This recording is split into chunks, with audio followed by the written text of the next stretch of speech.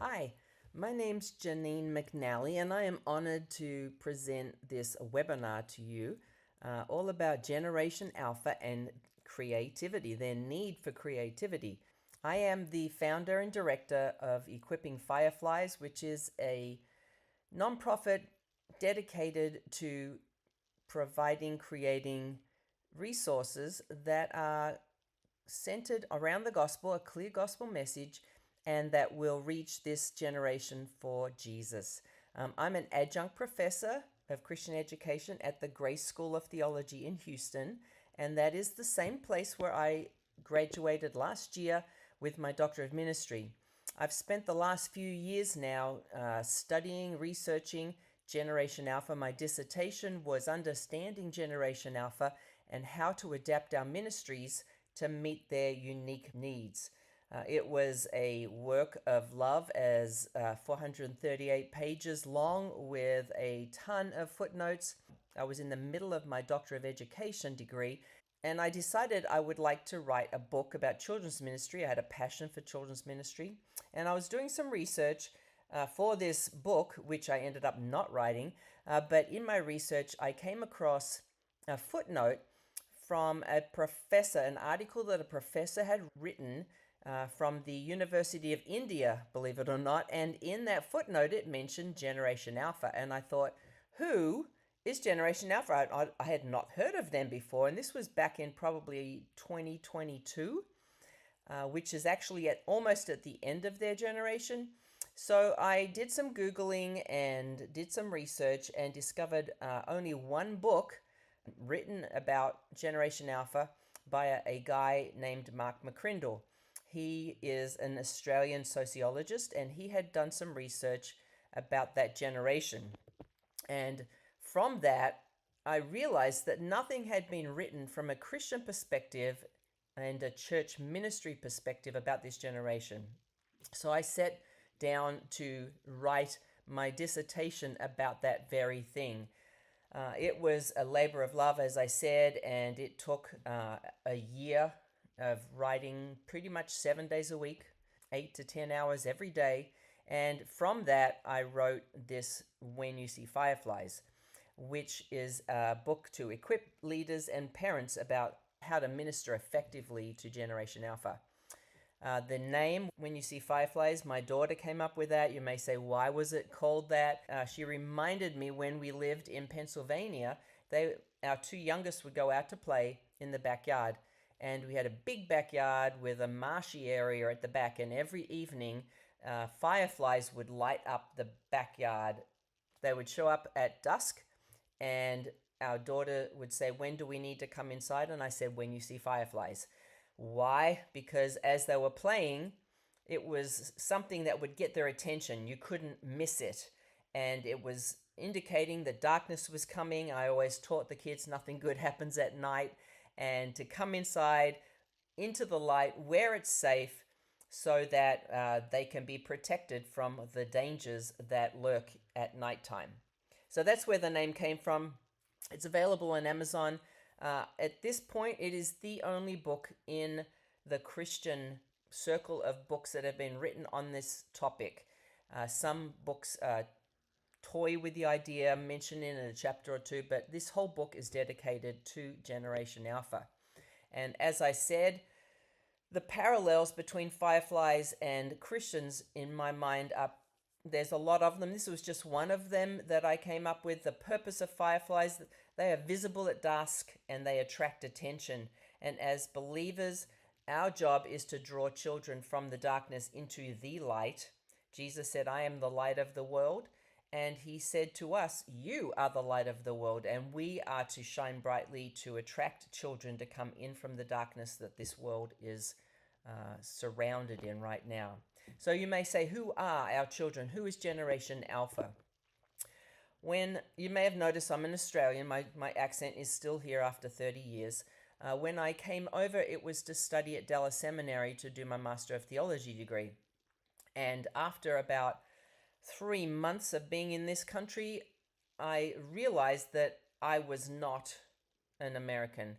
I felt completely out of place. I had no idea what was wrong with me. I thought something was desperately wrong, and I was just struggling with communicating with Americans in general. They just were misreading me all the time.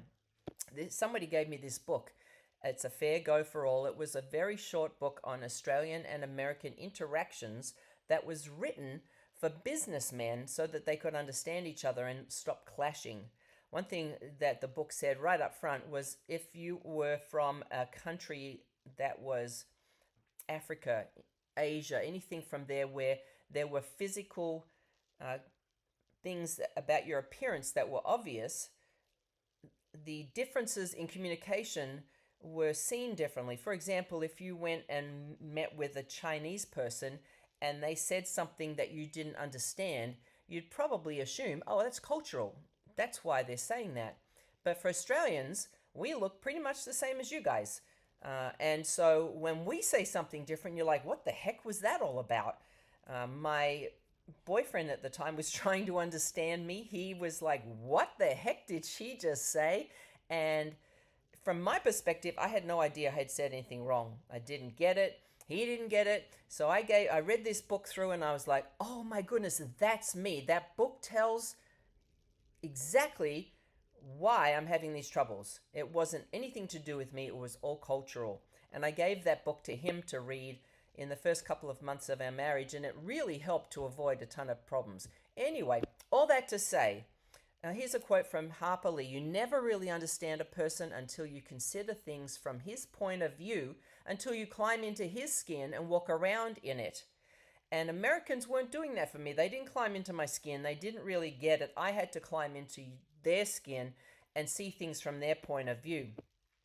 So Mark McCrindle, in his book, Generation Alpha, this is what he says: seek first to understand and then to be understood.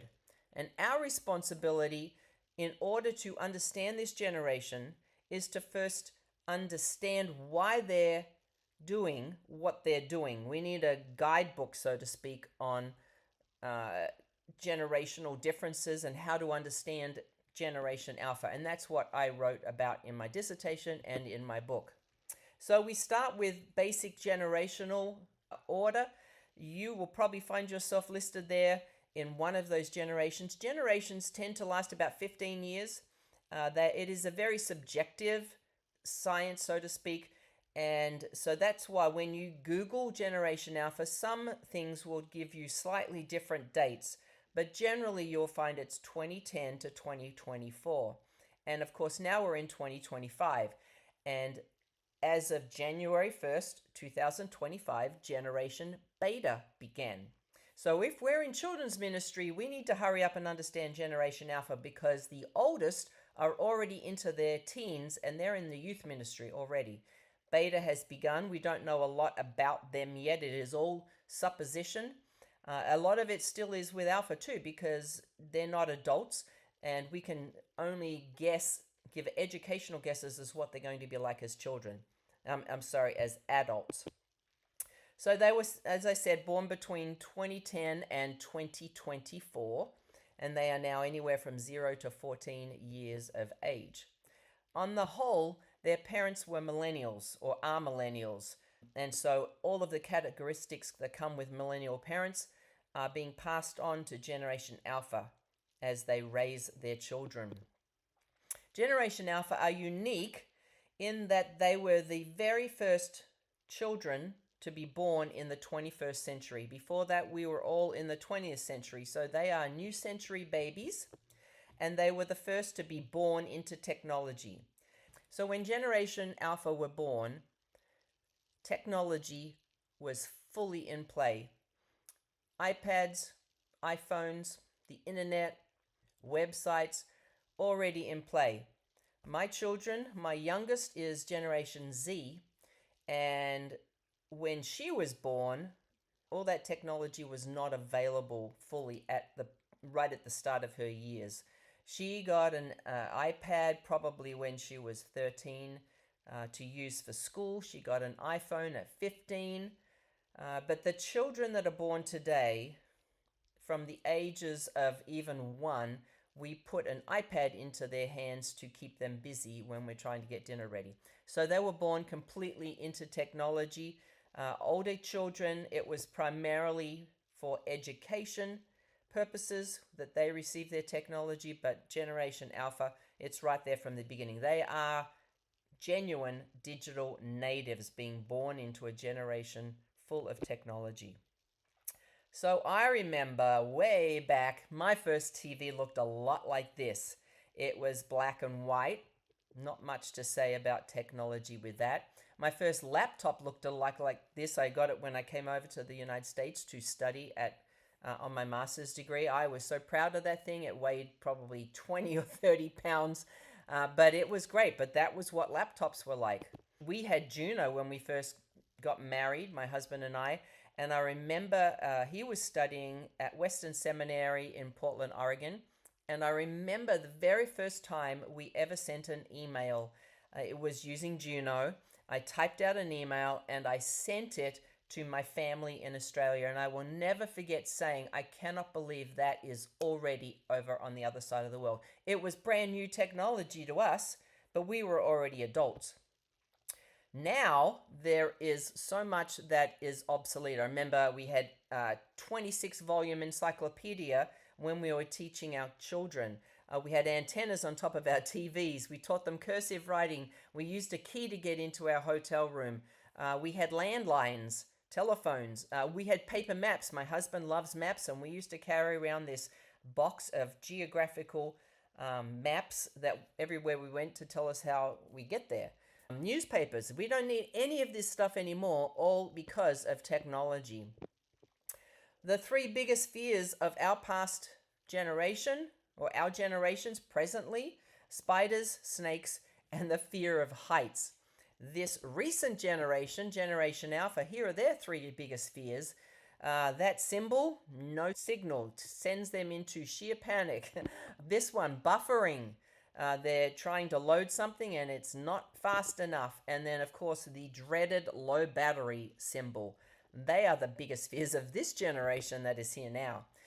These are two identical photos of the Sistine Chapel during the inauguration of Pope Benedict and then Francis. First one was in 2005 and then 2013. And you can see very clearly there the biggest difference was technology, phones.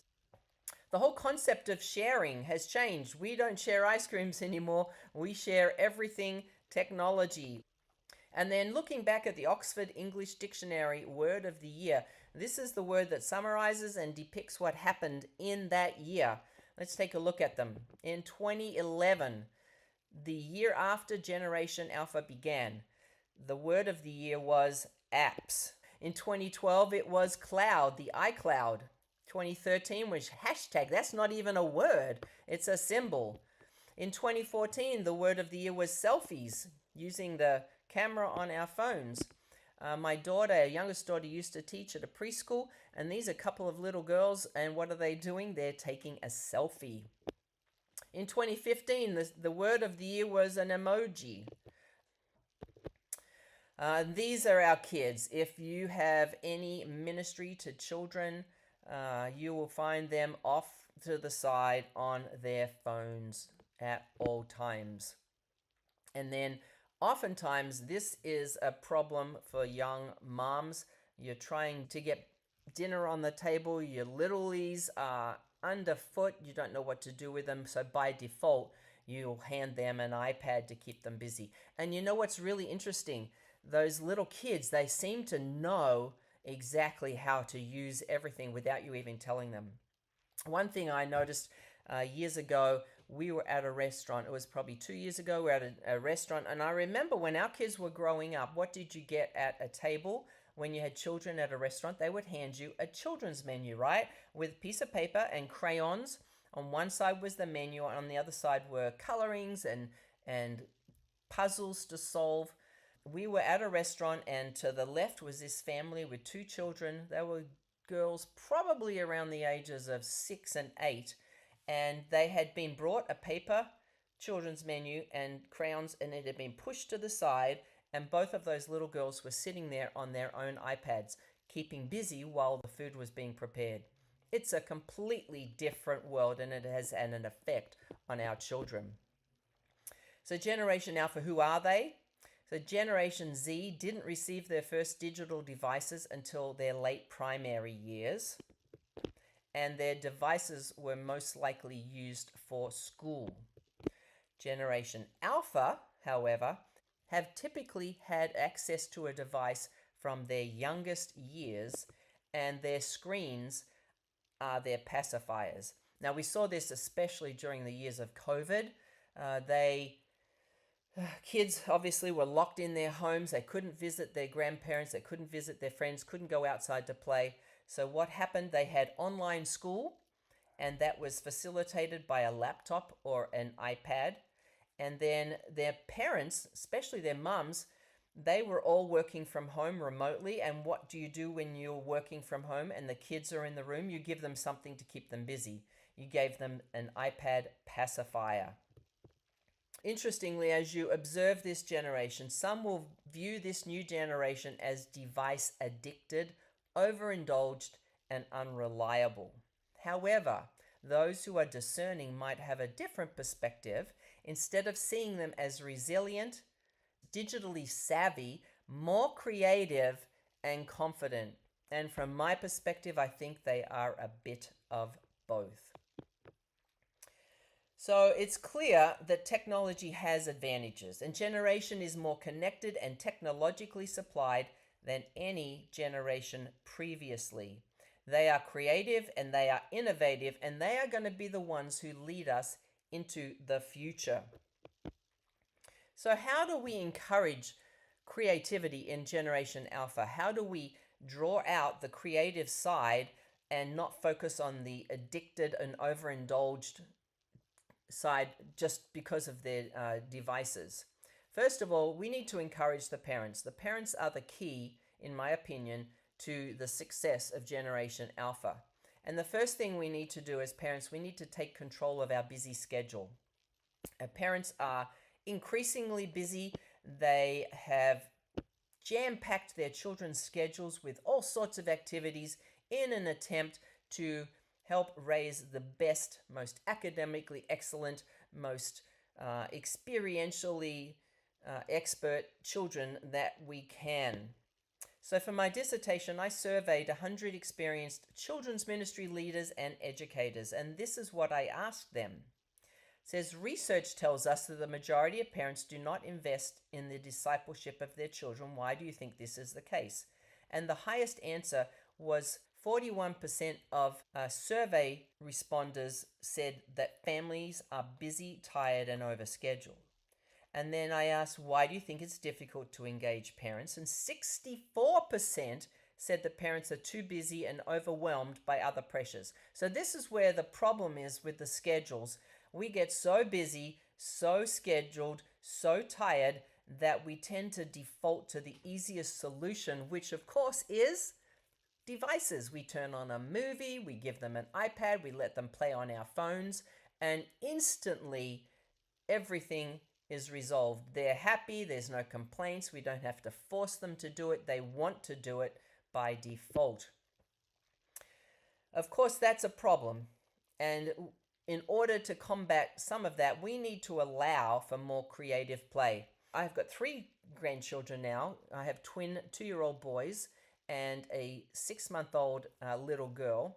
And the 2 boys, if you were to let them choose what they wanted to do, they would watch Finding Nemo over and over and over again all day, every day. They are completely addicted to that movie, and they watch without any problem. If you were to hand them an iPad or a tablet, they would instantly jump on that and have no trouble. The hardest thing to do is let them into the playroom with things that will enable creativity, development of their imagination.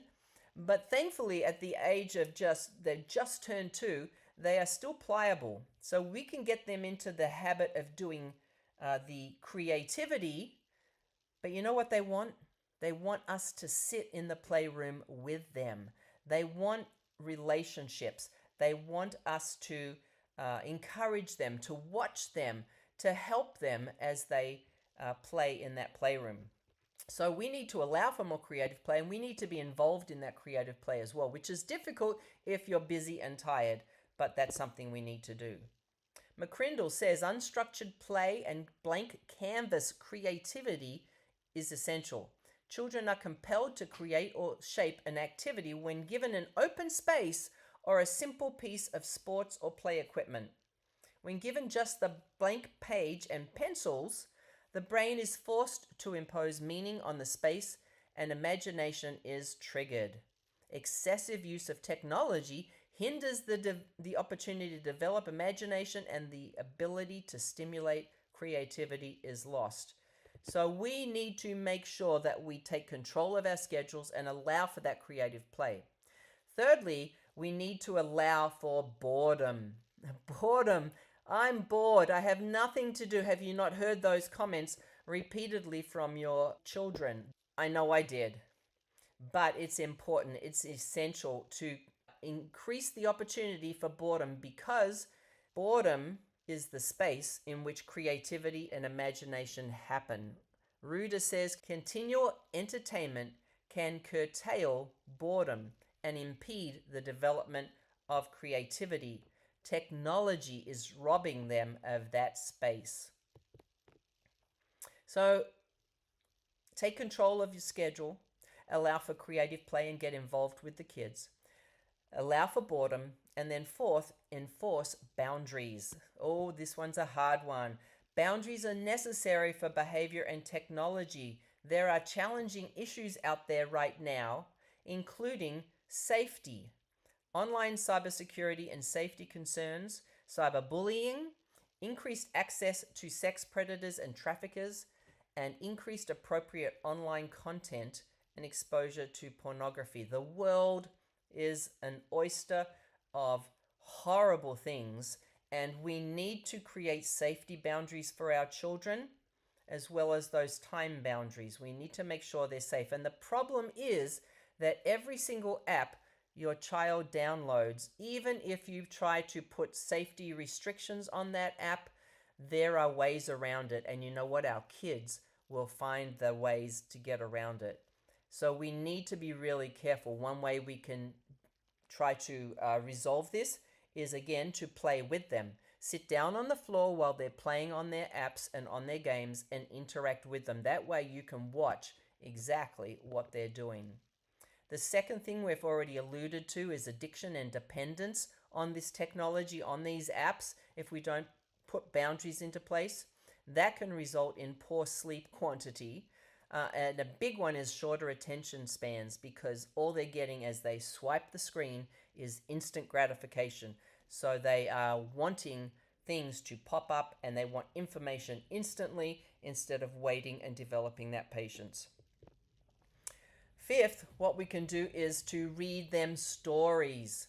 So this is something we did a lot as parents. We would read them stories and they would develop favorites, and we would read them over and over again. And Mark McCrindle says this: if a child listens to a story being read to them, they have to take the time to process the storyteller's voice into words and imagining complete pictures the world or situation that is being described, and use effort to follow that storyline. If our children watch a story on their device, they lose the opportunity to develop their creativity and imagination. They are being entertained, but no mental effort is required, because a device does the thinking for the child, and their cognitive muscles remain understimulated and weak. Number 6, get outside. We want to encourage them to spend more time in nature to help our kids build confidence and promote creativity and imagination. It teaches them responsibility. It provides a different sort of stimulation. It gets our kids moving, helping them to think and reduce the stress that naturally will come on their lives. They're outside, they're enjoying the fresh air, they're climbing trees, they're running around the backyard, they're riding their bikes, anything to get them away from their devices and just be able to expand their horizons, their creativity, their imagination, and their play. Some ways you can get your families outside: plant a garden bed or a pot, visit a park. We did that a ton, and our kids still remember every time we did that. Plan weekend walks in nature. We used to live in Colorado, and the hikes it was unlimited what you could do to get outside and walk. We take family trips and holidays, and we did it to get outside. We would take them to places that did hikes, and if you go to the national parks, they have junior ranger badges that the kids can earn by learning about nature. Our kids loved doing that. We would buy them little patches every time they finished a hike, and we bought them a blanket, and I would sew those patches on their blankets, and they would look at those blankets time and time again and remember the things we did outside. We went camping as much as we could. We visited lookouts. Instead of having lunch at a restaurant, we went for picnics. Our youngest loved going for picnics. We would put things in our picnic basket that she would not normally be allowed to have, special treats, and she loved them. Playing a game or sports outside. Kids are big with sports. Encourage that. Go and watch their games. Encourage that outside exercise and entertainment.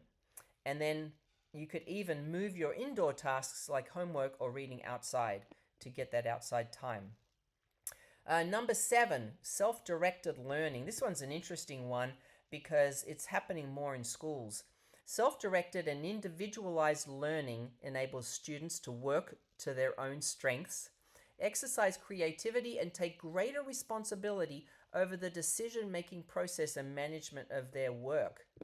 So I remember it being in school growing up, and this is what my classroom looked like very much during university.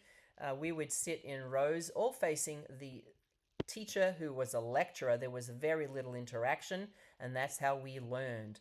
But today, what's happening is educators are catching on and realizing the need to have learner-centric interactive scenarios in their classrooms, and they're starting to look more like this in round circles. You learn more in circles than in rows, and that's what teaching is becoming like. So they're catching on to that, which is great. A Generation Alpha is being shaped in different times to generations past. They are more digital, global, mobile, social, and visual than any generation before them. There is no doubt that Generation Alpha will come up against their challenges, their own storm clouds and uncertainty. But one thing is certain to us: their future is bright, and like every other generation, they will find the tools they need to thrive. The future for Generation Alpha is exciting, full of creativity, innovation, and opportunity. McCrindle says they are not only following the positive examples set by older generations, but they are also empowered to take action, stand up for what they believe in, and pave a new way forward. And it's here that we want to leave you with the anticipation of a great future for Generation Alpha, with the thrill of the new and the thrill of hope. What's happening is this world of ours is developing opportunities in things we could never have imagined and things we struggle to even understand. There's robotics, automation, computerizing, and creativity is becoming the key attribute that children are going to need. I am just beginning to tap into AI. It's completely above my pay grade, but they will be the ones who develop those scenarios way beyond what we could imagine. And computers are completely ill-equipped to generate ideas and to function creativity and innovate. This is the domain of humans and essential to the future of humanity. We need to allow them to develop the creativity so that they can work with devices and technology to help the world move forward in the way it's going. If you're interested in learning more about Generation Alpha, I have made a series, I think, of 8 different short videos that will take you through the different characteristics of Generation Alpha. We've only touched on one aspect, that's technology, and the need to create boundaries for that in order to allow this generation to become more creative. And if you're interested, you can scan that QR code, and that will take you to the very first video, and you can just listen and learn more about what I learned about during the years of my dissertation and my study as I wrote When You See Fireflies. And if you'd like to follow me on Facebook at Equipping Fireflies or email me at Janine at Equipping Fireflies, I would love to interact with you and talk with you about how we can learn together about Generation Alpha. I remember when Jonathan contacted me about doing this webinar, he said he wanted the topic to be on Generation Alpha and creativity. And I was like, I'm not so sure that Generation is that creative. But what his focus was how we can develop that, for they can become the most creative generation yet. So I hope you've enjoyed this. I hope it's been helpful. I am honored that you joined me, and I hope we can connect some way in the future. Thanks so much.